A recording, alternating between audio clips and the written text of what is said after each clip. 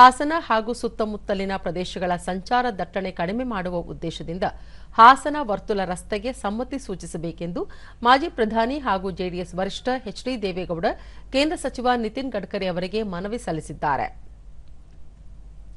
ಸಂಸತ್ ಭವನದಲ್ಲಿಂದು ಕೇಂದ್ರ ಹೆದ್ದಾರಿ ಮತ್ತು ಭೂ ಸಾರಿಗೆ ಸಚಿವ ನಿತಿನ್ ಗಡ್ಕರಿ ಅವರೊಂದಿಗೆ ಚರ್ಚೆ ನಡೆಸಿದ ಅವರು, ಯೋಜನೆ ಅನುಷ್ಠಾನಗೊಳಿಸುವುದರಿಂದ ಕರಾವಳಿ ಮತ್ತು ಒಳನಾಡು ಪ್ರದೇಶಗಳಿಗೆ ಸಂಪರ್ಕ ಕಲ್ಪಿಸಲು ಸಹಕಾರಿಯಾಗಲಿದೆ. ಸಂಚಾರ ದಟ್ಟಣೆಯನ್ನು ತಗ್ಗಿಸಲು ಈ ಯೋಜನೆ ಸಹಕಾರಿಯಾಗಲಿದೆ ಎಂದು ಸಚಿವರಿಗೆ ತಿಳಿಸಿದರು. ರಾಜ್ಯದಲ್ಲಿ ಅತಿ ವೇಗವಾಗಿ ಅಭಿವೃದ್ಧಿ ಹೊಂದುತ್ತಿರುವ ಎರಡನೇ ಹಂತದ ನಗರವಾದ ಹಾಸನ ಆರ್ಥಿಕ ಬೆಳವಣಿಗೆ ಮತ್ತು ನಗರ ವಿಸ್ತರಣೆಗೆ ಅಗತ್ಯವಾಗಿದೆ. ವರ್ತುಲ ರಸ್ತೆ ಒಟ್ಟು ಉದ್ದ ಸುಮಾರು 21 ಕಿಲೋಮೀಟರ್ ದೂರ ಹೊಂದಿದ್ದು, ಯೋಜನೆಗೆ 120 ಎಕರೆ ಭೂಮಿ ಅಗತ್ಯವಿದೆ. ಜಿಎಸ್ಟಿ, ಭೂಸ್ವಾಧೀನ ಮತ್ತು ಸ್ಥಳಾಂತರ ಸೇರಿದಂತೆ ಯೋಜನೆ ವೆಚ್ಚ 750 ಕೋಟಿ ರೂಪಾಯಿಗಳಾಗಲಿದ್ದು, ಅನುಮತಿ ನೀಡುವಂತೆ ಮನವಿ ಸಲ್ಲಿಸಿದ್ದಾರೆ.